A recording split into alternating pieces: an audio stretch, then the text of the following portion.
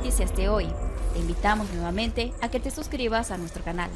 Te pedimos que participes en la caja de comentarios. Sin más demoras, comenzamos. Hola amigos y amigas de Noticias de hoy. En esta ocasión te contamos qué hay detrás de la lentitud de la Corte Suprema sobre la inmunidad de Donald Trump. Son muchos, particularmente en la izquierda, los que han expresado frustración por los meses que se han tomado la Corte Suprema para resolver un caso que puede tener consecuencias históricas. Los críticos acusan al alto tribunal de hacer política, pero la profesora de ciencias políticas, Claire Woolford, defiende que se trata de lo contrario.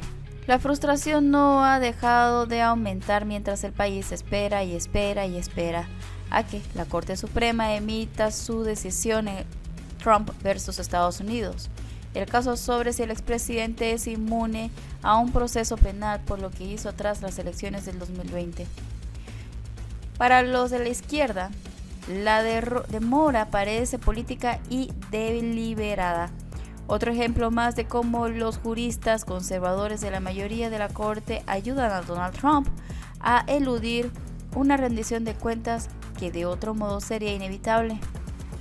Lo entiendo, el hecho de que el tribunal no hubiera tomado la cuestión cuando el fiscal especial Jack Smith lo solicitó por primera vez en diciembre de 2023, su programación de alegatos orales para finales de abril de 2024 y los meses siguientes que han transcurrido sin una decisión han hecho que sea muy probable que no se dé pronto ningún juicio a Donald Trump por su presunto intento de golpear a Estados Unidos, y eso tiene consecuencias. Pero esto no significa que la Corte deba apartarse de su procedimiento operativo normal. De hecho, si se les pide a los jueces que procedan a un ritmo distinto al habitual, se les está pidiendo que sean exactamente lo que los críticos tanto consideran: políticos. Este es el porqué.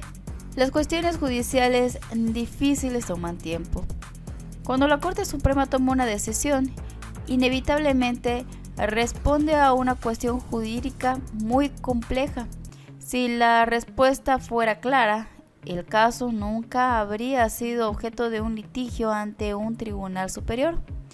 Por lo general, cuando la Corte Suprema toma un caso, no es solo para decidir un ganador o un perdedor en particular, sino para formar principios legales amplios que guiarían a los tribunales inferiores, otra rama del gobierno e incluso a los ciudadanos estadounidenses. El tribunal indicó que estaba pensando en el panorama general cuando amplió la cuestión legal de si un expresidente es inmune a un proceso penal, hasta qué punto debería extenderse esa inmunidad. El fallo final aquí tendrá aplicaciones mucho más allá de Donald Trump.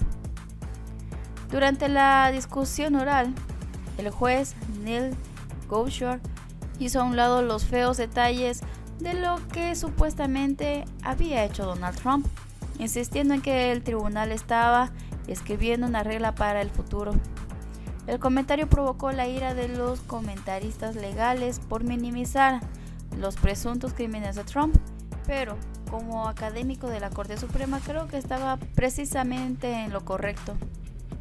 Una vez que cambiaron la cuestión legal para incluir hasta qué punto el presidente disfruta de inmunidad, el caso no pudo responderse con una sola palabra, sí o no.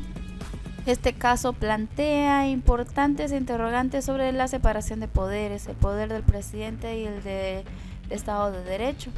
La Corte Suprema tiene que transformar esos principios constitucionales en una doctrina jurídica viable que se aplicará mucho más allá de las elecciones de 2024.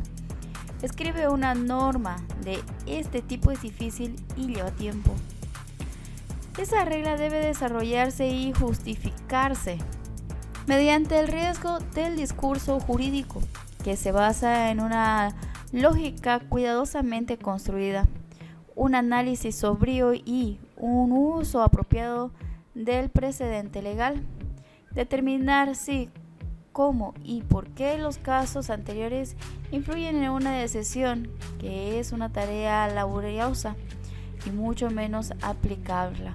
Hay una razón por la que las cuestiones o opiniones judiciales pueden tener más de 100 páginas. Tienen que hacer un trabajo tremendamente bueno para justificar sus decisiones. La decisión rápida rara vez dan buenos resultados. La decisión de la Corte Suprema nunca son producto de un solo factor. Por mucho que los críticos afirmen que los jueces decidan los casos basándose principal o únicamente en su ideología política, la evidencia simplemente no lo confirma.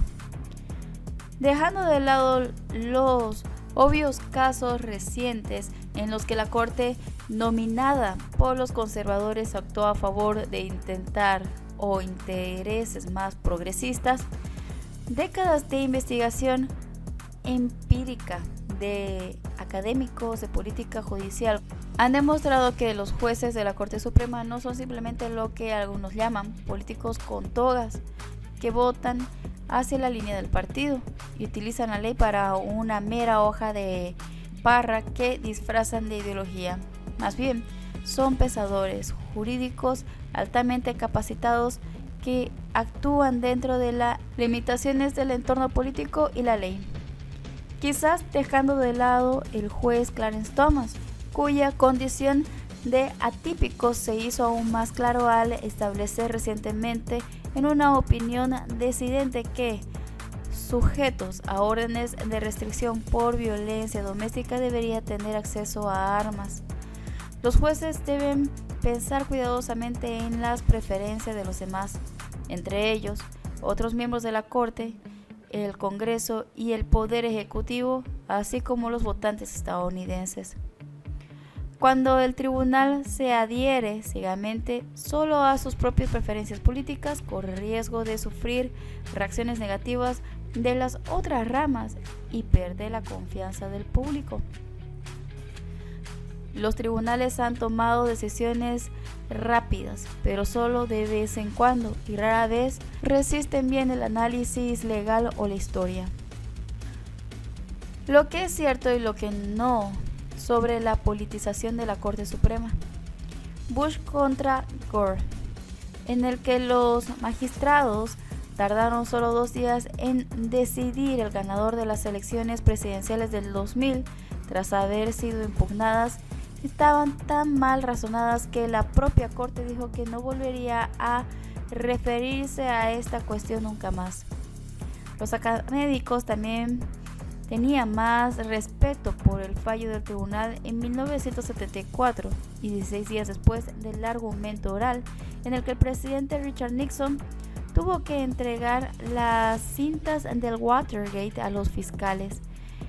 Pero esa decisión dejó sin respuestas una serie de cuestiones legales sobre el privilegio ejecutivo que luego acabaría en la Corte con los presidentes Bill Clinton, Barack Obama y Donald Trump.